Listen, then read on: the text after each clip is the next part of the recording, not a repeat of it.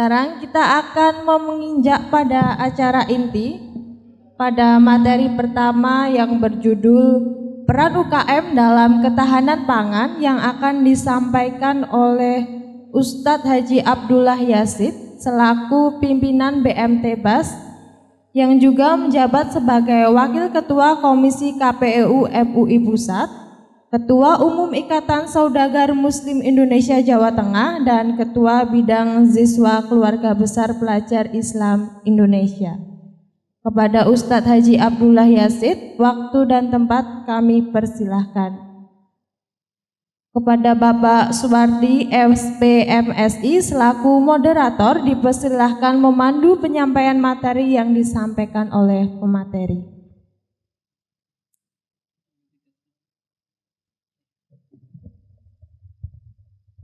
Untuk pemateri kedua yang berjudul Permasalahan Pertanian Sekaligus Solusinya yang akan disampaikan oleh Dr. Pramono Hadi SPMSI selaku akademisi yang sekarang juga menjabat sebagai Ketua Senat Uniba.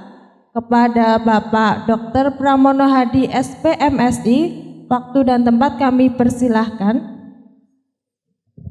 Materi ketiga yang berjudul Revolusi Sepiring Nasi dan Solusinya yang akan disampaikan oleh Bapak Ganjar Asmoro Tanto SP dari Asosiasi Tani Organik Sehati Indonesia yang juga menjabat sebagai Research and Development PT Prima Mulia Abadi Gresik.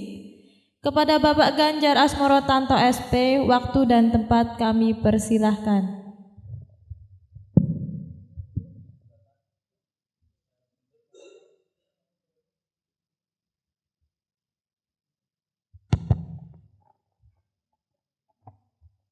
Kepada Bapak narasumber, monggo untuk duduk di depan untuk menyampaikan materi yang tadi sudah disampaikan oleh para MC.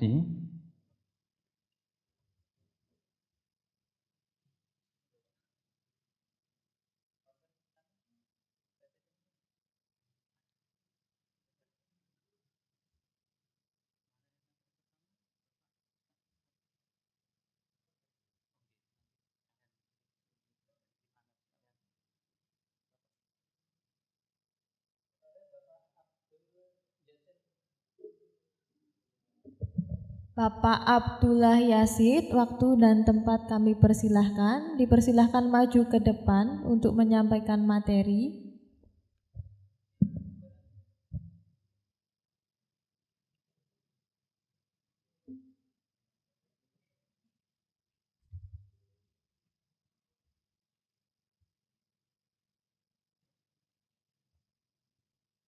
Bismillahirrahmanirrahim. Assalamualaikum warahmatullahi wabarakatuh.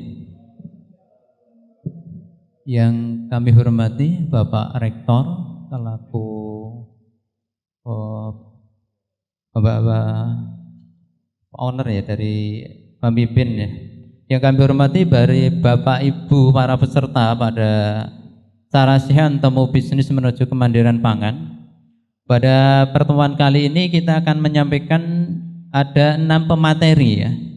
Materi yang pertama yaitu peran UKM dalam ketahanan pangan yang nanti akan disampaikan Bapak Ustadz Haji Abdullah Yazid dari pimpinan BMT BAS. Berhubung ini Bapak Abdullah Yazid belum hadir, masih dalam perjalanan, mungkin nanti akan dilanjutkan kepada pemateri yang kedua. Terus yang materi yang kedua yaitu permasalahan pertanian sekaligus solusinya. Ini yang akan disampaikan oleh beliau Bapak Dr. Pramono Hadi SPMSI selaku peneliti dan akademisi. Ini kami masih menunggu nih kapan gelar profesornya ini. Terus materi yang ketiga, revolusi sepiring nasi. Ini dari Bapak Ganjar Asmoro Tanto ya Pak ya. Itu dari Asosiasi Tani Organik Sehati Indonesia. Nanti akan dibahas tentang apa kok sepiring nasi gitu ya Pak ya. Oke, setelah Hisoma nanti kita juga akan menyaksikan yaitu ada demo ya. Sebelum demo kita ada materi budidaya ikan gabus yang akan disampaikan oleh Bapak Agustono dari Asosiasi Pakan Mandiri Nasional, dan dilanjutkan dengan acara yang kelima yaitu demo budidaya ayam omega yang nanti akan disampaikan oleh beliau Bapak Dedi Fakhruddin Irawan. sekaligus oleh Bapak Fajar isi ya dari UGM. Baik Bapak Ibu sekalian, berhubung waktu sudah siang ya, untuk menyingkat waktunya kita langsung saja ke materi yang kedua yang akan disampaikan oleh beliau Bapak Dr. Pramono Hadi SPMSI. Waktu dan tempat kami persilahkan. Untuk sessionnya sekitar 20 sampai 30 menit ya Bapak. Baik, monggo Bapak.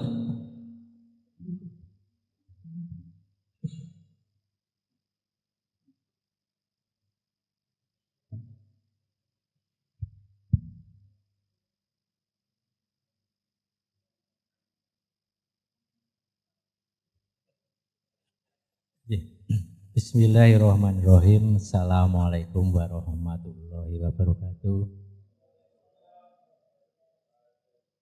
Syukur alhamdulillah.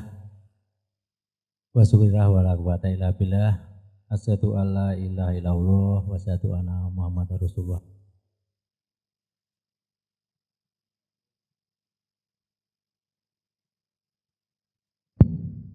Terima kasih atas waktu yang diberikan pada saya dari moderator, diberi waktu 20 menit sampai 30 menit. Harusnya saya yang kedua karena yang pertama masih dalam perjalanan. Kalau UTW semoga narasumber yang pertama bisa lancar perjalanannya sampai Uniba dengan selamat sehingga bisa mengikuti acara ini dengan baik. Bapak Ibu yang saya hormati, sebenarnya kalau saya ngomong di sini saya pikir saya agak grogi begitu karena yang datang itu harus senior semua gitu. Pinter-pinter semua di guru-guru saya, selaku praktisi guru-guru saya. Saya merasa harus menempatkan diri. Jadi mungkin saya tidak pantas duduk di mimbar karena memang belum layak saya duduk di mimbar karena memang saya duduk ya sama tinggi atau sama rendah dengan panjenengan sehingga saya bisa suka waruh banyak dengan panjenengan semua selaku praktisi. Akademisi tentunya terus saya berjuang untuk bagaimana mendapatkan ilmu-ilmu yang bermanfaat untuk masyarakat semuanya. Apalagi senior saya Pak Dedi lah. Dengan Pak Dedi ya, beliau adalah guru saya begitu ya, guru saya sehingga ya kalau enggak mau jadi guru saya ya paling enggak mentor saya lah gitu. Mentor saya untuk apapun kegiatan, ya, apapun kegiatan. Bapak Ibu yang saya hormati, dari awal sudah saya sampaikan bahwa saya dari pemerhati pertanian, dari akademisi begitu, temannya Bu Yuli, temannya Mas Wati, temannya Pak Rektor begitu di Uniba, karena memang dianggap dituakan begitu, karena sudah menjadi orang yang sudah berambut putih, artinya sudah mau petak, berarti sudah harus menunduk. Berarti kalau nanti Pak Ganjar menyampaikan sepiring nasi ya Pak ya. Ya sepiring nasi itu berarti harus ada tanaman padinya. Nah tanaman padinya salah satunya yang riset saya begitu, sehingga saya harus menunduk. Itu filosofi padi, semakin tua semakin merunduk. Jadi itu filosofi tanaman padi. Bapak Ibu hormati, tema hari ini yang saya sampaikan adalah tantangan dan prospek ya, tantangan dan kebijakan pembangunan pertanian. Tentunya ini menjadi hal yang serius untuk kita cermati ya, kita cermati bersama-sama, apalagi di saat sekarang ya, saat sekarang sebelum kita masuk materi, saat sekarang itu tantangannya sangat besar sekali, sangat besar sekali. Kalau Bosman menyampaikan bahwa mungkin sekitar 5-10 tahun lagi manusia di dunia krisis pangan. Krisis pangan itu Bosman ya. Saya sering mengikuti YouTube-nya Bosman. Kenapa? Karena memang kondisinya sudah perang dunia ketiga sudah mulai. Ini sudah mulai gitu, sudah mulai. Jadi Rusia itu perang dengan tetangganya, tetapi tidak hanya 2 negara, tetapi hampir 60 negara sudah mulai perang, walaupun tidak secara langsung. Dampaknya apa? Dampaknya luar biasa. Salah satunya kalau kita pemerhati pangan, berarti pangan. Ya, pangan menjadi sangat serius untuk kita kita cermati bersama-sama. Kita cermati bersama-sama. Kalau kita melihat tren global, ya tren global di dunia luar biasa berat, berarti ini kalau kita lihat sebenarnya ya tantangan, ya potensi begitu kan menurut saya. Ya potensi, tantangan berarti memang krisis itu berarti memang mungkin sudah tersedia ya bahan baku, petani bisa nanam, mungkin hasilnya tidak begitu bagus begitu, tetapi tidak bisa didistribusi, tidak bisa dikirim kemanapun karena memang pada perang semuanya begitu. Atau mungkin isu-isu yang lain, isu halal, lalu juga isu tentang keamanan pangan dan lain-lainnya juga menarik untuk kita bahas bersama-sama. Itu menjadi tantangan kita ke depan bahwa pemain pertanian, salah satunya saya selaku peneliti dan panjenengan selaku praktisi, itu bersama-sama untuk bagaimana bisa menghadapi tantangan ke depan ini lebih baik lagi. Lebih artinya memenangkan sebuah tantangan atau memenangkan sebuah kompetisi atau memenangkan dari sebuah fenomena besar yang ada di dunia. Ya. Tapi di sisi yang lain, pandemi COVID alhamdulillah sudah mulai landai. Data menunjukkan bahwa untuk pandemi COVID 2 tahun terakhir, pertanian menjadi salah satu sektor yang surplus. Artinya pertumbuhannya masih positif sekitar 5-10% pertumbuhannya. Dibanding sektor yang lain terjun bebas, ya pariwisata seperti disampaikan Pak Rektor tadi ya, sudah mulai bersih-bersih rumah, dijual kulkas dan lainnya karena memang sektor semuanya dihantam oleh pandemi luar biasa. Tapi sektor pertanian masih positif. Ini yang menjadi harapan kita bersama bahwa sepanjang kita masih hidup, sepanjang kita masih butuh pangan, sepanjang kita masih butuh pangan yang sehat, ya pertanian harus ada. Kalau enggak, mau apa lagi? Mau yang dipakan apa? Itu menjadi potensi atau prospek kita ke depan seperti itu. Artinya kita kalau melihat kondisi dunia, kita ditempatkan pada 2 posisi antara optimis dan pesimis begitu. Optimis tentunya sebenarnya dengan krisis pangan itu menjadi optimis bahwa ya berarti pangan kita akan laku terjual begitu, akan laku terjual. Tapi di sisi yang lain banyak tantangan yang harus kita hadapi dan kita menangkan. Oke, itu salah satu prolog, salah satu latar belakang kenapa saya membuat PowerPoint pangan dan juga kebijakan. Monggo dibantu Mas untuk slide yang pertama. Oke, lanjut lagi. Ini ada 7 tantangan besar yang dihadapi masyarakat Indonesia terkait dengan membangun pertanian ke depan. Ya. Nanti akan kita rinci satu-satu mulai dari nomor 1 sampai nomor 7, tapi karena waktunya cukup terbatas, saya bisa ngajar itu bisa sampai 2 jam, 3 jam, 4 jam begitu untuk satu slide. Karena mungkin banyak teori yang harus saya sampaikan, banyak contoh-contoh yang harus saya sampaikan, tapi karena dibatasi, mohon maaf, mohon izin, nanti mungkin akan banyak saya lompati beberapa hal yang enggak yang saya anggap masih cukup general akan kita lompati ya. Tapi mohon izin untuk semuanya tidak saya paparkan satu persatu karena ada 2 kelompok besar yaitu tantangan dan nanti ada kebijakan. Jadi memang ada kelompok besar 50%, 50%, 10 menit, 10 menit. Kita seperti itu kalau kita strength pada waktu begitu. Tantangan yang pertama bahwa ini yang paling penting ya, intensifikasi dan keamanan pangan. Ya, lalu yang kedua tentang bagaimana penanggulangan kemiskinan, karena kita kalau banyak masyarakat miskin tidak bisa membeli makanan karena makanan merupakan salah satu kebutuhan pokok ya, atau kalau bahasa pemerintah namanya nilai tukar petani itu rendah, berarti ya nggak bisa menukarkan dari apa yang dia miliki, itu enggak ada. Pengelolaan sumber daya alam dan keberlanjutan itu juga menjadi isu bersama. Globalisasi dan regulasi pasar sampai pertanian multifungsi, reformasi dan juga modifikasi pengetahuan tentang pertanian ya. Nanti banyak praktisi yang akan menyampaikan ini. Kita bahas nomor 1 ya.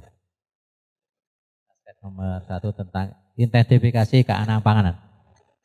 Mohon maaf kalau angkatannya enggak begitu jelas ya, tapi nanti bisa di copy. Diintensifikasi dan keamanan pangan itu yang paling penting menurut banyak penelitian menunjukkan bahwa ada 800 juta orang yang kekurangan pangan, terutama di daerah-daerah Afrika ya. Daerah Afrika, ada beberapa di Asia itu kekurangan pangan karena memang ya dimiskinkan. Oleh siapa ya? Oleh penjajah. Ya penjajah siapa? Mulai isu lagi sekarang gitu. Penjajahnya seperti apa? Karena penjajah sekarang tidak jajah secara wilayah, tapi menjajah secara ekonomi, dan secara memang dibuat pertumbuhannya tidak lebih dari 5% sampai 10% itu enggak sampai. Jadi memang dimiskinkan supaya orang pinter kabeh gitu. Itu penjajah yang sangat kejam. Gitu. Dan siapa? Ya nanti akan menukik lebih dalam lagi kalau diskusi gitu. Tapi memang kemiskinan itu memang diharapkan memang seperti itu. Apalagi sekarang sudah mulai di era 4.0 tentang itu sudah mulai launching tentang kendaraan listrik. Wah, kelihatannya potensi besar. Listrik energinya akan berubah dari energi fosil ke energi yang terbarukan. Nah, ternyata menyimpan banyak misteri yang luar biasa di energi listrik itu. Salah satunya bahan bakunya gitu kan ya. Kalau kita agak melenceng sedikit ya, bahan bakunya dari baterai yang namanya litium. Nah, litium itu ternyata bahan bakunya dari Afrika semua. Ya, dari Afrika semua. Itu yang menggali bahan bakunya itu sudah tidak sangat layak untuk kemanusiaan karena memberdayakan anak-anak, tingkat keamanannya sangat rendah dan lainnya sehingga korbanan darah, korbanan nyawa sangat besar di situ. Kalau kita melihat litium. Itu kalau melangkah ke sana gitu kan. Tapi artinya bahwa memang dimiskinkan, dijual dengan harga yang rendah. Padahal nanti kalau sudah jadi baterai dijual dengan harga yang sangat tinggi. Nah, kita salah satunya yang menikmati nanti kendaraan yang hibrid ya, sudah mulai hibrid ya sekarang ya. Apapun sudah mulai hibrid, sudah mulai dengan kendaraan listrik. Itu salah satu bagaimana supporting yang dimiskinkan secara sepihak oleh para penjajah. Berikutnya adalah bagaimana nomor 4 gitu ya, intensifikasi tidak dapat terhindari, tetapi tidak bisa mengandalkan lahan, terutama lahan-lahan baru, ya lahan-lahan baru. Karena apa ya? Karena kita Jawa sentris itu masih cukup kuat. Terima kasih untuk yang hadir dari luar Jawa nih. Lihatnya ada beberapa yang luar Jawa, ini berarti potensi panjenengan berkembang lebih besar. Kalau di Jawa secara luasan wilayah cukup pendek ya, cukup berat untuk itu. Sehingga harus ada ya sentuhan teknologi bagaimana beralih dari pertanian yang horizontal beralih ke pertanian yang vertikal. Itu menjadi semacam solusi yang harus didorong ke sana. Itu salah satunya intensifikasi. Oke, berlanjut ke yang nomor 2 tentang penanggulangan kemiskinan. Itu di slide ya, penanggulangan kemiskinan Mas. Oke. Di situ juga sangat berat kita melihat tantangan ke depan. Bagaimana secara budidaya atau secara bercocok tanam pertanian ditempatkan pada pilihan terakhir ya bagi masyarakat. Artinya sektor pertanian dianggap oleh masyarakat menjadi sektor yang tidak menjadi prioritas utama. Yang pertama. Apalagi dari milenia. Ini bagus sekali kalau mekar tekno milenia sudah mulai mulai mencintai pertanian itu menjadi harapan baru bagi saya selaku peneliti. Ada harapan baru karena anak-anak muda terjun ke bidang pertanian itu sangat kurang. Sehingga milenia pertanian itu sudah sangat jarang. Padahal potensinya sangat-sangat besar.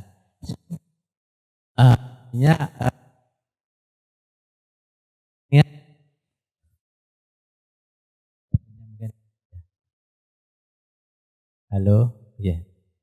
Banyak milenial yang terjun di non pertanian. Ya. Karena apa? Karena pertanian identik dengan kotor, identik dengan apa namanya? Kalau anak muda langsung aja pendapatannya rendah begitu, atau tidak ada duit yang tinggi, sehingga mindset dari masyarakat khususnya milenial itu memang harus dirubah. Bagaimana sih temu bisnis dan juga temu yang lainnya itu ada fisik yang kelihatan bahwa itu memang benar-benar menunjukkan bahwa banyak orang tertarik karena memang menguntungkan begitu. Nah ini memang harus kita sampaikan ke masyarakat sehingga banyak sektor pertanian itu dimasukin oleh orang-orang non pertanian, ya non pertanian yang menangkap potensi bisnis yang luar biasa di bidang pertanian. Ya, misalnya sekarang banyak yang bergerak di microgreen ya, sudah banyak yang ke sana tanam-tanaman kecil yang menghasilkan protein sangat tinggi. Kualitasnya ekspor sudah banyak sekali. Ternyata orang di non pertanian yang bergerak di situ, ya, dan juga di Jawa Tengah katanya yang bergerak di situ. Itu salah satu bagaimana kemiskinan yang terjadi di Indonesia. Begitu. Oke, sekarang yang ketiga di pengelolaan sumber daya alam. Ya. Ini juga prihatin ya kita melihat bagaimana pertanian ke depan itu masih jauh dari harapan untuk berlanjut begitu, karena perilaku dari sebagian kecil oknum itu juga merusak alam begitu ya, merusak alam. Itu terjadi di mana-mana dan itu mulai dari saya kecil sampai sekarang juga belum berubah.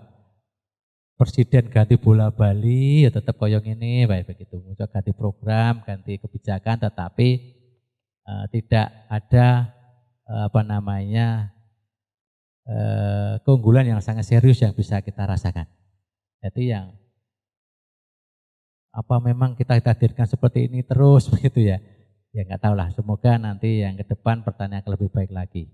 Dari kegalauan, kegelisahan saya selaku peneliti dan selaku orang yang di bidang pertanian, kayak mau orang tua saya juga orang petani gurem di desa begitu, sehingga ini menunjukkan bahwa ya gurem tetap gurem, nggak bisa naik menjadi suatu orang yang atau seorang pengusaha besar yang mempunyai potensi finansial yang cukup tinggi, tapi juga masih cukup rendah begitu. Ya itu juga banyak isu-isu yang dilontarkan di pengelolaan sumber daya alam ya, pertanian hemat lahan, bagaimana juga ecological agriculture dan lain-lain. Konsep-konsep ini banyak ditawarkan oleh praktisi, oleh perguruan tinggi dan oleh negara. Tetapi bagaimana implementasinya di lapang itu kembali ke kita semua, bagaimana kita bisa menangkap dan mengimplementasikan ke diri kita dan ke masyarakat supaya lebih bagus lagi. Ya, itu suasana-suasana kelam yang ada di kita itu masih cukup banyak gitu kan, masih cukup banyak seperti itu. Oke, sumber daya alam sangat banyak ya. Nomor 5 Mas, coba Mas, pertanian multifungsi ya, karena ada 7 gitu, coba kita ringkas begitu ya. Ya, pertanian multifungsi. Artinya kalau di sini bahwa pertanian itu memang ke depan itu akan berkaitan dengan banyak sektor begitu. Tidak hanya menjadi sumber penghasil protein atau nabati, tetapi ada banyak sektor yang bergerak di situ. Sekarang sudah mulai bahwa pertanian bisa kita jual secara teknologi, bisa kita jual secara wisata, itu kita bisa secara wisata. Apalagi ini ada pondok pesantren, bisa kita jual selaku keilmuan, keagamaan, gitu. Keagamaan bagaimana apa namanya memberlakukan atau bercocok tanam dengan perilaku-perilaku agamis itu seperti apa? Karena ada penelitian yang menunjukkan bahwa tanaman itu dikasih murotal dengan dikasih lagu dangdut itu lebih bagus tanaman yang dikasih murotal. Artinya tanaman itu makhluk hidup ya. Makhluk hidup ternyata dikasih musik ya, dikasih musik murotal atau apa namanya kita ngaji di situ begitu. Dengan dikasih dangdut atau rock itu potensi produksinya lebih bagus yang murotal. Demikian juga dengan ayam. Ayam juga ada yang udah dipraktekkan kemarin kan saya ngikuti dari grupnya Ayam Omega sudah dipraktekkan gitu kan. Dikasih morotal tiap pagi gitu kan.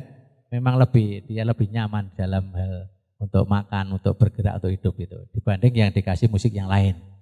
Itu menunjukkan bahwa itulah keilmuan. Bahwa bagaimana keilmuan itu keagamaan bisa diterapkan di semua sisi gitu. Jadi tidak harus untuk pada saat kita kalau sholat 5 waktu dan lainnya kan memang itu wajib ya. Jadi memang kema-kema yang supporting kepada pertanian memang harus kita dorong sebagaimana biasanya karena ilmunya memang tolak ukur dari semua ilmu itu sebenarnya kembalinya ke Al-Quran begitu. Cuma bagaimana orang agama itu bisa bersinergi dengan orang-orang pertanian, bagaimana menerapkan ilmu-ilmu agama itu ke sektor pertanian. Harusnya lebih bagus lagi harusnya karena semuanya underannya di Al-Quran itu begitu. Itu artinya bahwa pertanian ke depan memang kita konsep multifungsi. Ya. Kita jual secara pemandangan, kita jual secara keilmuan keagamaan, kita jual secara produksi, penghasil protein, penghasil nabati, kita jual selaku wisata dan juga kita jual selaku program-program yang lain sehingga ada nilai plus yang ada di situ. Ada nilai plus yang ada di situ. Apapun produknya, produk melon, produk semangka, produk semuanya tidak hanya orientasi pada hasil persatuan luas, tapi juga harusnya didorong ke banyak hal yang akan ke sana sehingga impact yang didapatkan itu lebih tinggi ke petani yang mengusahakan itu. Nomor 6, reformasi agraria, ini kebijakan dari negara ya. Bagaimana pertanian ke depan itu akan mewujudkan pertanian yang menguntungkan, diperlukan pengaturan hak pemilikan dan juga penggarapan lahan pertanian. Ini juga masih cukup memprihatinkan kalau kita lihat banyaknya lahan-lahan kosong, lahan-lahan tidur yang dimiliki oleh pemerintah ataupun non pemerintah yang sekarang masih mangkrak. Misalnya di Ngagoyoso, di Tawangmangu masih banyak yang hanya rumput-rumputan saja. Itu harusnya dioptimalkan atau mungkin nanti kena sanksi. Bagaimana perusahaan atau masyarakat yang menelantarkan lahan ya mestinya kena pajak atau mungkin kena hukuman apapun nanti sehingga optimalisasi lahan itu akan jauh lebih tinggi sehingga itu adalah aturan-aturan agraria yang harus didorong bagaimana pemerintah memfasilitasi tapi juga membuat regulasi, membuat kebijakan-kebijakan yang pro pada pertanian. Itu yang harus kita dorong ke sana. Oke, kita lompat ya, langsung bagaimana ke nomor 2 Mas, kebijakan ya. Karena memang waktunya sudah habis ya Mas ya. 10 menit lagi Pak. 10 menit lagi ya. Di kebijakan. Ya. Oke, nah ini kita fokus pada kebijakan pemerintah ya di tahun 2020. Itu kayak apa sih? Ternyata yang didorong salah satunya yang sangat penting itu adalah kegiatan korporasi atau kelembagaan. Itu menjadi sangat penting. Dibuat poktan-poktan, dibuat kelompok-kelompok wanita tani, dibuat kelompok-kelompok usaha bersama, dibuat semacam apapun bentuknya, termasuk kelembagaan pada hari ini yang hadir, itu bagaimana sebenarnya aktualisasi dari apa yang diprogramkan pemerintah, yaitu kelembagaan. Apapun lembaga, karena apa? Lembaga ini yang nanti akan menjalankan bisnisnya.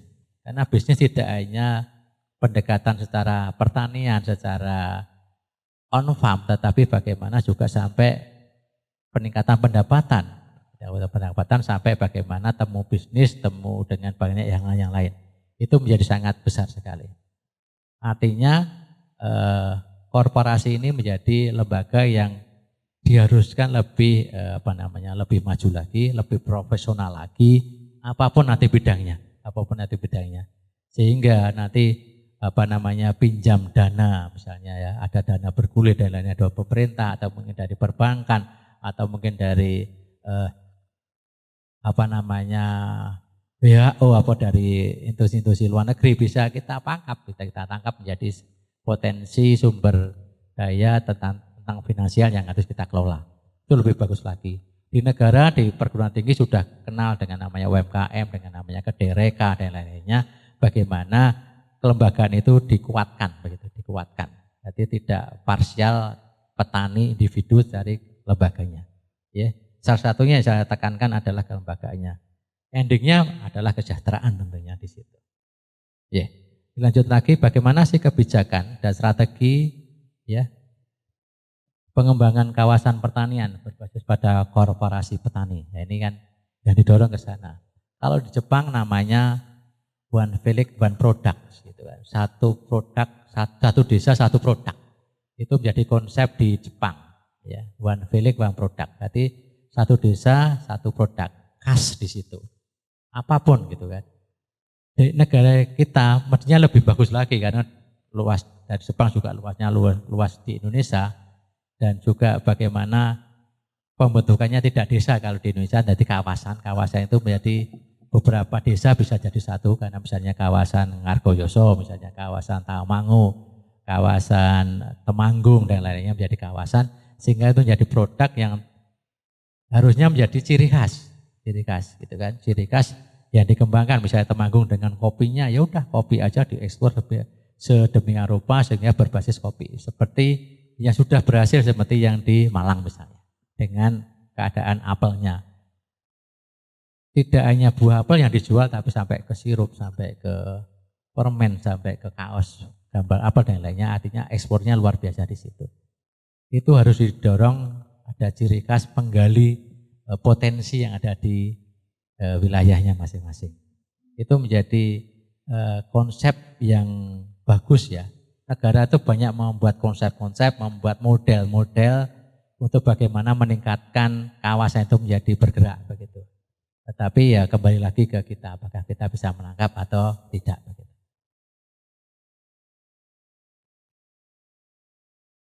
Oke, dilanjut ke kalau aturannya ya, di aturannya itu di pengertian kawasan, bangunan kawasan berbasis koperasi itu di Permentan nomor 18 ya, tahun 2018.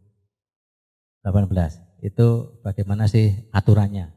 Aturan seperti itu, artinya negara sudah mengambil peran tetapi harusnya tidak hanya sebatas regulasi, tidak sebatas aturan, tapi bagaimana nanti pelaksanaannya di lapang seperti itu.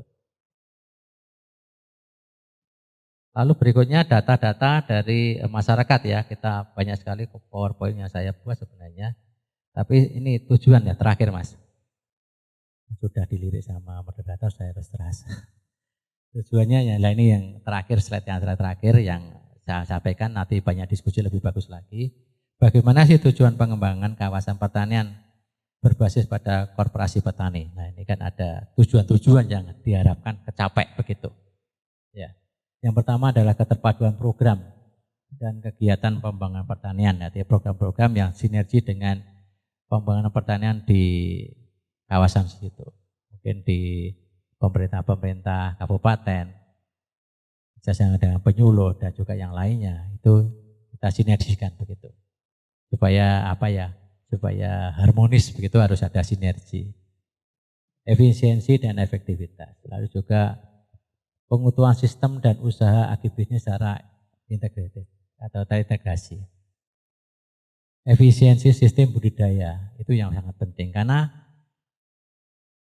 hasil penelitian menunjukkan bahwa pertanian di Indonesia itu masih cukup besar pengeluarannya cukup besar, tapi tidak efisien sehingga harganya masih jauh dari pasaran yang ideal, jadi masih sangat tinggi. Karena apa ya? Karena pendekatan tidak lembaga tapi individu, sehingga kelompok nandur dewi gitu ya, kelompok diesel sendiri dan lainnya, sehingga jatuhnya menjadi mahal. Tapi kalau nanti kolektif itu menjadi lebih murah. Karena produknya akan menjadi produk massal, jasanya juga jasa massal sehingga semuanya ditekan. Di Indonesia masih cukup rendah, cukup tinggi untuk pembiayaannya dibanding dengan Vietnam dan juga di Kamboja. Itu masih cukup karena pendekatannya korporasi bagus sehingga pengelolaannya menjadi lebih rendah. Yang kelima, peningkatan posisi tawar kita cukup rendah juga. Posisi tawar berarti bagaimana kita berdekatan dengan dunia bisnis, katakanlah panjenengan memproduksi ayam, bagaimana panjenengan bisa bernego dengan KFC, dengan McD untuk bagaimana mensuplai dari bahan baku. Itu berarti nilai tawar kita meningkat kalau kita bisa berdiskusi, MOU, bekerja sama dan juga yang lainnya. Itu menjadi sangat bagus kalau posisi tawar dari petani itu meningkat. Jadi memang harus mungkin lebih pintar dari yang lainnya lah, lebih pintar dari lainnya. Artinya lembaganya harus lebih profesional. Yang terakhir, penguatan kontribusi sektor pertanian dalam peningkatan perekonomian wilayah. Ya, perekonomian wilayah itu ekonomi wilayah itu menjadi salah satu parameter bagaimana berkembangnya petani ada di situ. Artinya memang endingnya bagaimana petani di wilayah itu ekonominya meningkat. Berarti kesejahteraannya meningkat. Karena di situ ada perputaran uang dan perputaran barang dan jasa yang cukup banyak di situ. Sehingga harapannya petani menjadi kaya raya. Itu yang kita harapkan, kaya raya. Nanti kalau sudah di akhirat masuk surga, kan begitu. Itu Bapak Ibu yang bisa sampaikan. Terima kasih. Hidup petani Indonesia, hidup pertanian di dunia. Terima kasih. Assalamualaikum warahmatullahi wabarakatuh. Waalaikumsalam warahmatullahi wabarakatuh.